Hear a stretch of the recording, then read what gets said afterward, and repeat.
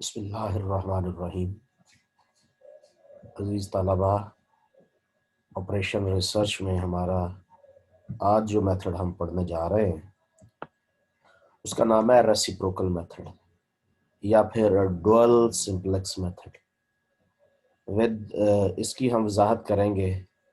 इसमें दो चीज़ें पढ़ेंगे, एक तो हम इसका एल्गोरिदम भी पढ़ेंगे जो कि आपने एज इट इज़ याद करना है, और दूसरा हम मिनिमाइजेशन का एक प्रॉब्लम भी सॉल्व करेंगे। Let us start with the reciprocal method or our dual simplex method. This method starts with better than optimal but infeasible and moves to achieve feasibility while maintaining the optimality. यानी ये एक ऐसा method है जो कि बेहतर optimal situation से start करता है लेकिन इनफिजिबल होता है। तो जब हम इस मेथड से काम करते हैं तो हम फिजिबिलिटी अटेन कर लेते हैं, हमें फिजिबल सॉल्यूशन मिल जाता है, जबकि उसकी ऑप्टिमलिटी भी बरकरार रहती है। Dual feasibility condition. The leaving variable is the basic variable. पहले जब हम काम करते थे ऑर्डिनरी सिंप्लेक्स मेथड में, तो उसमें ज़ीरो में हमारे पास बेसिक नॉन बेसिक हर किस्म के वेरिएबल का इस्तेमाल होता है। तो वहाँ से हम अमूमन इनकमिंग वेरिएबल लेते हैं और बेसिक जो रॉ होती है वहाँ से लीविंग वेरिएबल, आउटगोइंग वेरिएबल लेते हैं। तो यहाँ क्या कहता है, leaving variable is the basic variable having the most negative value in the solution column। हाँ जी, यानी उसका स्टाइल चेंज कर रहा है, लिविंग वेरिएबल के इंतखाब का अंदाज इस मेथड में थोड़ा सा डिफरेंट होगा। Most negative value in the solution column. Ties are broken arbitrarily. अगर वो एक जैसी आ जाए तो फिर हम अपनी मर्जी से, अपनी चॉइस से भी ले सकते हैं। If all the basic variables are non negative then the algorithm ends. फिर इसका मतलब है ये algorithm no more works with this algorithm. Dual optimality condition किस तरह से भी ये देखते हैं हम। Take the ratio of the left hand side coefficients of z minus equation, यानी जीरो जो बनती है, to the corresponding coefficients in the equation associated with the leaving variable. Ignore the ratios with positive or the zero denominators. अच्छा, बाज औकात ratio बनाते हुए denominator में जीरो आ जाता है तो वहां पर क्या करना, उसे इग्नोर कर दें, और अगर पॉजिटिव आती है तो उसे भी इग्नोर कर दें, क्योंकि यहाँ पर इस मेथड में हमें नेगेटिव रेशो की जरूरत है। The entering variable is the non-basic variable associated with the smallest ratio if the problem is minimization. Or the smallest absolute value of the ratio of the problem is the maximization. If all the denominators are positive or zeros, then the problem has no feasible solution. इसका मतलब है आप उस level पर चले गए हैं कि ये इस प्रॉब्लम में आपको फिजिबल सॉल्यूशन नहीं मिल रहा, आपको फिजिबल सॉल्यूशन नहीं मिल रहा। To start linear programming optimal and infeasible, two requirements must be done, two requirements must be met। LP problem को ऑप्टिमल और इनफिजिबल को स्टार्ट करने के लिए दो रिक्वायरमेंट पूरी करनी होगी। जी, वो दो रिक्वायरमेंट कौन सी है? The objective function must satisfy the optimality condition of the regular simplex method। वाह, रेगुलर सिंपलेक्स मेथड जो हमने पढ़ रखा है उसकी जो ऑप्टिमल कंडीशन है वो ऑब्जेक्टिव फंक्शन को यहां भी सेटिस्फाई करनी होगी। दूसरी बात, all the constraints must be of type less than to convert greater than to less than equals simply multiply both sides with greater than inequality by -1, यानी ग्रेटर देन इनइक्वालिटी को -1 से बदल दिया जाए, -1 से मल्टीप्लाई कर दिया जाएगा। If linear programming problem includes equal constraints, यानी ऐसी कंस्ट्रेंट है जिसमें सिंबल कौन सा हो, इक्वल का, the equation can be replaced by two inequalities। For example ये हमारे पास एक इक्वेशन है x1 प्लस x2 इक्वल 1, ये इस किस्म की इनइक्वालिटीज के इक्विवेलेंट हो सकती है, x1 plus x2 less than equal 1, या फिर x1 plus x2 greater than equal 1, या फिर x1 plus x2 less than equal 1 और -1 minus x1 minus x2 less than equal -1। ये हमारे पास ये इसका तरीक़ाकार था जो अभी तक हमने, तो जो क्वेश्चंस आपने इसमें दो तरह से है कि एक तो ये चीज़ें आपसे वाइवा एग्जाम में पूछी जाएंगी और दूसरा कमेंट सेक्शन में जाके आपने इनकी डेफिनेशंस भी लिखनी है कि डुअल सिंप्लेक्स मेथड क्या है, डुअल फिजिबिलिटी कंडीशन क्या है, डुअल ऑप्टिमलिटी कंडीशन क्या है, 3 ये है और इसका एल्गोरिथम क्या है। ये 5 चीज़ें आपके सामने आ गई हैं और ये वाइवा के लिहाज से बहुत ही इम्पोर्टेंट है। एक प्रॉब्लम है जी, minimisation problem, minimize z equal to x1 plus x2 subject to constraints। There are 3 constraints, 2 decision variables। ये जो 3 constraints हैं इसमें पहली भी ग्रेटर देन, दूसरी भी ग्रेटर, जबकि third one is the less than equal. Solution: convert all constraints to the inequalities of the type less than। जितनी हमारे पास इनइक्वालिटीज हैं इनको less than inequalities, less than type inequalities में चेंज कर लें। मसलन ये है ग्रेटर देन इक्वल, माइनस से मल्टीप्लाई करें, ये बड़े ही आराम और इत्मीनान के साथ लेस देन इक्वल में चेंज आ जाए।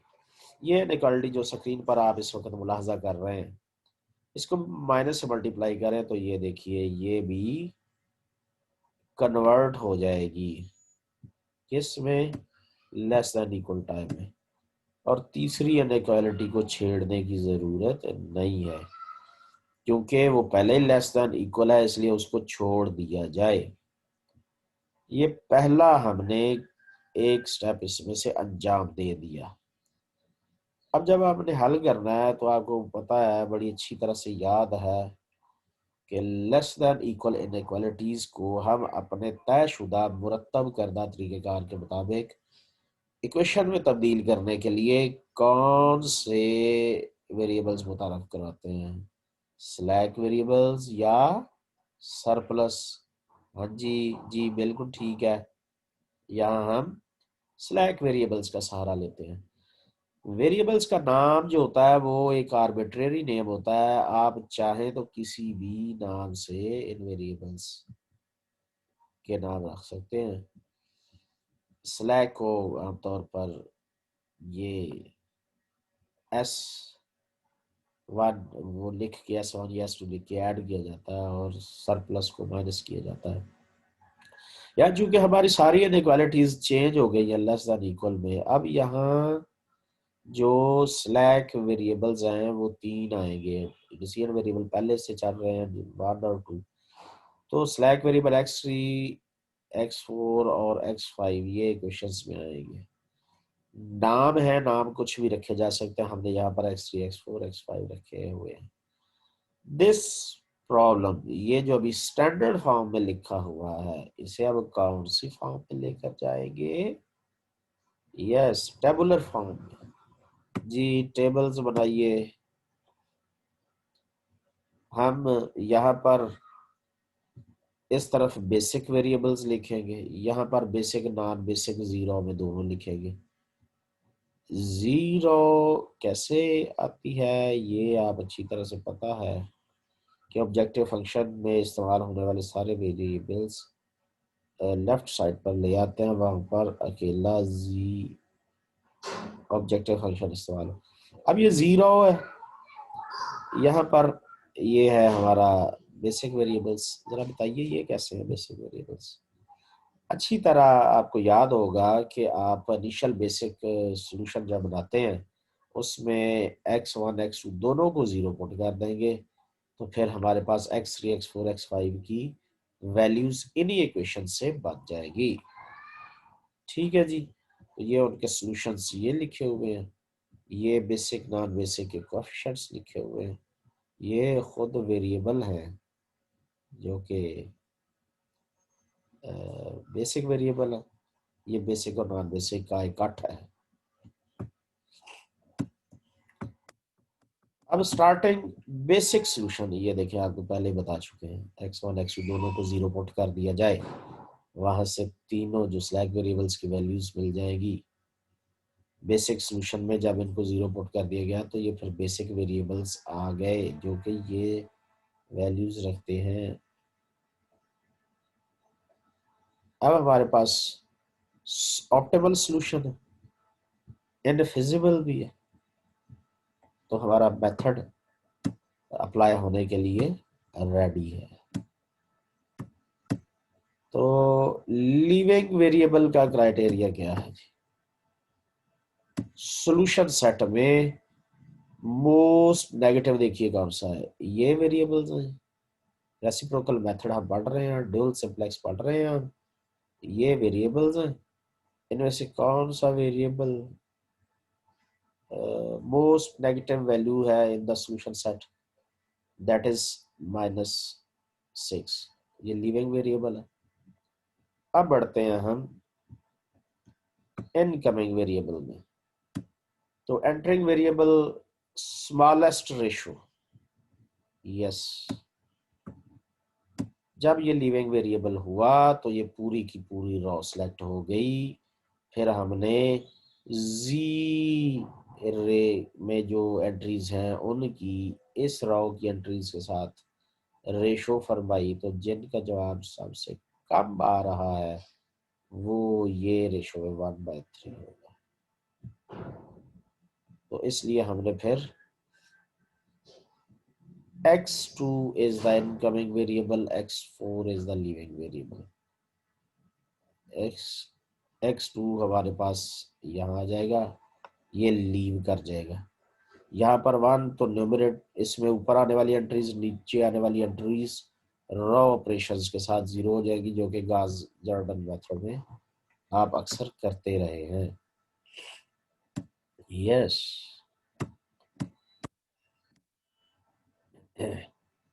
ये है वो रेशो जो कि मिनिमम रेशो है।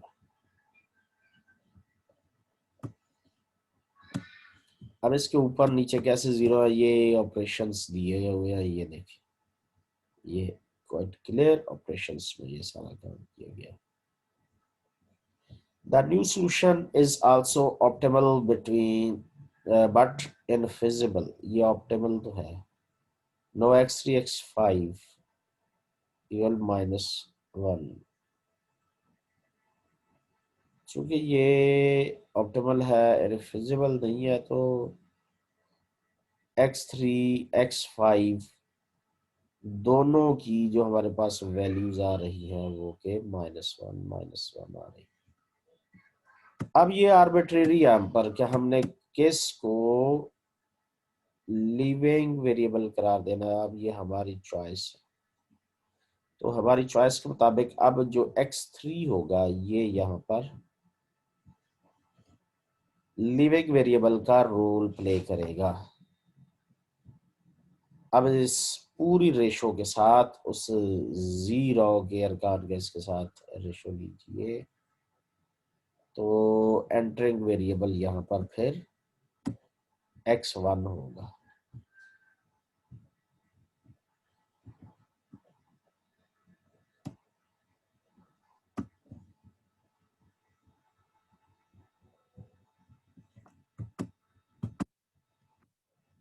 अब यहाँ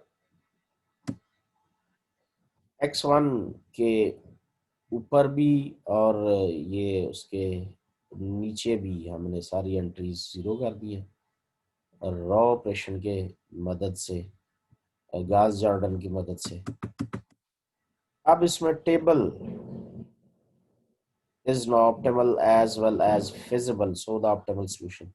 ये जो हमारे पास वैल्यूज आई हैं, ये क्वाइट क्लियर वैल्यूज आई हैं। अब इसमें से चेक कर लेते हैं लगाकर। x1 का सोल्यूशन 3/5 जो कि नजर आ रहा है, x2 का सोल्यूशन 6/5 है, x5 का 0 है, जबकि z का सोल्यूशन हमारे पास 12/5 आ गया। तो ये था हमारा आज का लेक्चर। इंशाल्लाह ये वाइवा में आपकी बड़ा हेल्पफुल होगा, बड़ा मददगार साबित होगा। इंशाल्लाह नेक्स्ट एक नए टॉपिक के साथ हाजिर होंगे। खुदा हाफिज़।